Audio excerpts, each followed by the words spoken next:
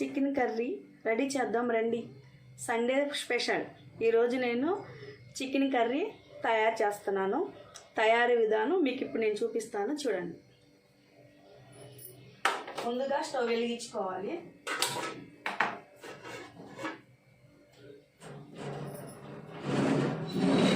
Stove వెలిగించిన తర్వాత బాండిలు వేడైనాక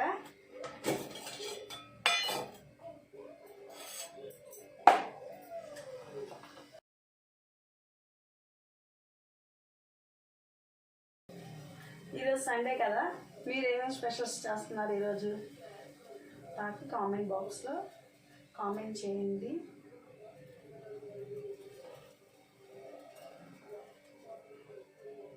వేడైపోయింది. నేను 1/4 kg చికెన్ తీసుకున్నా. 2 గంటల ఆయిల్ మాత్రం వేస్తున్నాను. ఈ కర్రీ వచ్చి స్కిన్ లెస్ కాదు, స్కిన్ ఉంది కదా, ఈ స్కిన్ కొంచెం ఆయిలీగా ఉండిద్ది కదా, అందుకనే కొంచెం ఆయిల్ తక్కువ వేస్తున్నాను.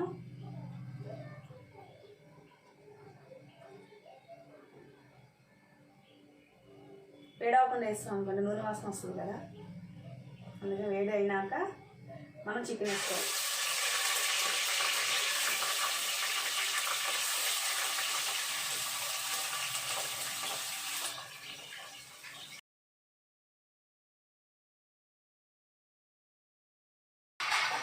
ఈ చికెన్ కర్రీ ఒక 2 నిమిషాలు మగ్గనిద్దాం. నేను చికెన్లోకి మసాలా రెడీ చేసుకున్నాను.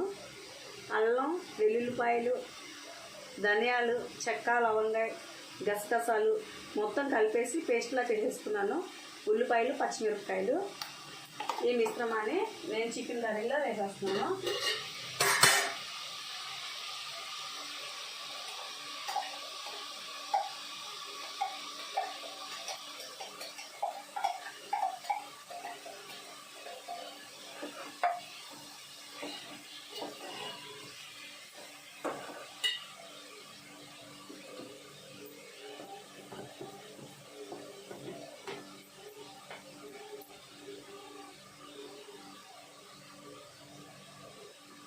రెండు స్పూన్ల కారం,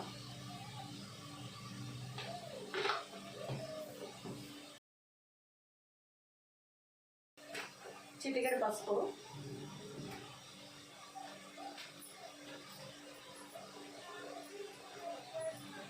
స్టవ్ దగ్గర ఆన్ చేసేటప్పుడు జాగ్రత్తగా ఉండాలి, చిన్నీళ్ళు వేసుకుని చేసేటప్పుడు.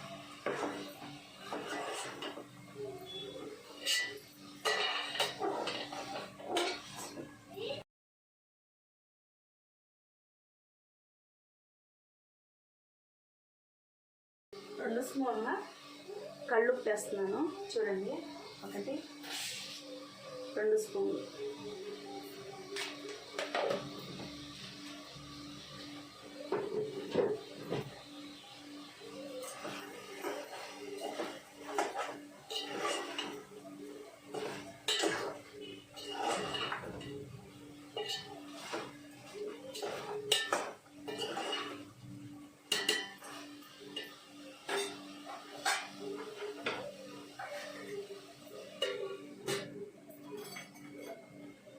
మధ్యలోకి నేను చిన్న మాట చెప్తాను.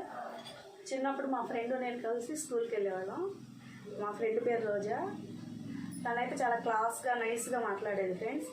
మా నాన్నగారు అనేవాళ్ళు, తను చూడు ఎంత నైస్గా మాట్లాడుతుందో, నువ్వు చక్క నైస్గా క్లాస్గా మాట్లాడు అని అనేవారు. నేను అనేదాన్ని, వాళ్ళ నాన్నగారికి పుట్టింది కాబట్టి అమ్మాయి నైస్గా మాట్లాడుతుంది డాడీ, నేను నీకు పుట్టాను కాబట్టి నేను నీలాగే ఉన్నాను, నీలాగా నీకు నైస్నెస్ వస్తే నాకు వచ్చింది, అంతే కదా. పేరెంట్స్ ఎలా ఉంటారో వాళ్ళ బుద్ధులే పిల్లలకు వస్తాయి అన్న. ఎప్పుడు వాళ్ళ పిల్లల్ని తక్కువ చేసుకొని పక్కన వాళ్ళని ఎక్కువ చేసి మాట్లాడకూడదు. వాడు చూడు, వాడు బాగా చదువుతున్నాడు, వీడు బాగా చదువుతున్నాడు, ఆ పాపకి మంచి మార్కులు వచ్చినాయి అని చెప్పకూడదు. పిల్లలకి ఉన్న టాలెంట్ని బట్టి, ఎవరికున్న టాలెంట్, జ్ఞానము, తెలివితేటలు అందరికీ సమానంగా ఉండవు కదా.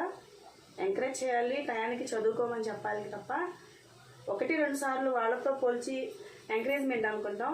ఇప్పుడు పొద్దుగూకులు వాళ్ళనే పొగుడుతుంటే పిల్లలు డిస్కరేజ్ అవుతారనమాట. ఏంటి ఎప్పుడు మా మమ్మీ డాడీ వాళ్ళనే పొగుడుతారు అలా అనుకుంటారు. ఎవరెందుకు నేనే అనుకున్నాను. ఒకరోజు మా నాన్న అడిగేశాను అనమాట, ఏంటి డాడీ నేను నీకు పుట్టాను, వాళ్ళ నాన్నగారు జాబ్ చేసేవాళ్ళు, మా ఫ్రెండ్ వాళ్ళ డాడీ, మా డాడీ నార్మల్గానే. ఎందుకు చెప్తున్నానంటే ఈ కూర మగ్గేలోపు ఏదైనా మీతో మాట్లాడాలి కదా, అందుకే చెప్తున్నాను ఫ్రెండ్స్. కూర ఉడికిపోతుంది. నిన్న నేను పప్పు చారు చేసి యూట్యూబ్లో ఒకటి పోస్ట్ చేశాను. దాంట్లో వీడియోలు ఎంత ఎక్కువైందని చెప్పారు. నేను కామెంట్ చేయండి అని అడిగాను కదా, దాంట్లో వీడియోలు ఎంత ఎక్కువైందన్నారు. వాటర్ 2 గ్లాసులు వాటర్ పోస్తున్నా.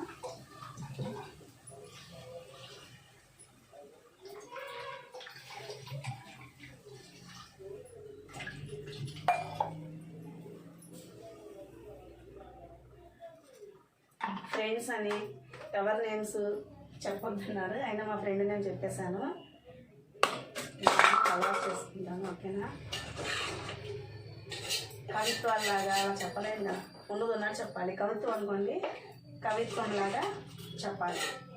ఇలా వాటర్ పోసిన తర్వాత హై ఫ్లేమ్లో 8 మినిట్స్ కుక్ చేస్తే కరెక్ట్గా సరిపోద్ది. ఈ స్టవ్ బాగా మండిద్ది కాబట్టి ఇంకా ముందే అయిపోవచ్చు. హైలోనే పెట్టుకుని ఉడికించాలి. చికెన్ కదా, చికెన్ కూర ఉడక్క చెడిద్ది అంట. అదే చేపల కూర అయితే ఉడికి చెడిద్ది. చేపల కూర ఎప్పుడు ఎక్కువ కుక్ చేయకూడదు, చికెన్ కర్రీ కుక్ చేయాలి. ఇది బాయిలర్ చికెన్ కాబట్టి నేను మామూలుగా నార్మల్గా కాసేపే వండుతున్నాను, ఉడికిస్తున్నా. అదే నాటుకోడి అయితే ఇంకా గట్టిగా ఉండిద్ది కాబట్టి కుక్కర్లో పెట్టి విజిల్ రానిచ్చి ఉడికించాలి. ఈసారి నాటుకోడి చికెన్ చూపిస్తాను నేను. నాటుకోడి ఎవరు మా ఇంట్లో ఇష్టంగా తినరు, మా పిల్లలు అస్సలు తినరు, నేను కూడా తిన్నాను.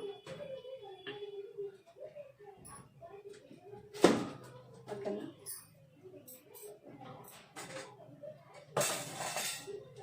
మనం కనిపించాల్సింది అలంకరణగా కాదు, ఆదర్శంగా ఉండాలి. అలంకరణ కొన్ని రోజులకి మాసిపోద్ది. అదే ఆదర్శంగా ఉన్నామనుకోండి చరిత్రలో మిగిలిపోతాం.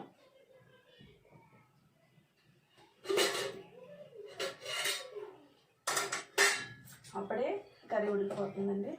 సింపుల్గా ఈజీగా ఎలా చేసుకోవాలో నేను చికెన్ కర్రీ చేసి చూపించాను.